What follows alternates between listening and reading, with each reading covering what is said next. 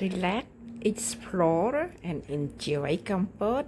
at Subanban. We have more than 100 species of trees and flowers. សម្រាប់កាយសម្រាប់ចិត្តរីករាយហើយដើរលេងកម្សាន្តនៅកំពតតាមរយៈការស្នាក់នៅដំណាក់សុបិនបានដំណាក់សុបិនបានមានដើមឈើនិងផ្កាបុប្ផានានាជាង100មុខបងប្អូនគ្រាន់តែរាប់ឈ្មោះដើមឈើនិងបុប្ផាក៏សប្បាយចិត្តរីករាយណាស់ដែរសូមទស្សនា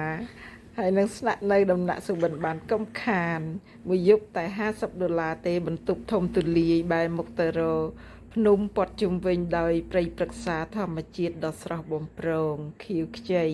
ធ្វើឲ្យជីវិតមានន័យហើយនឹងrelax 100%ហើយរីករាយនឹងអ្វីដែលមានជុំវិញខ្លួនធម្មជាតិដើមឈើគ្រប់មុខភ្នំដូចគំនូស្អាតខ្លាំងណាស់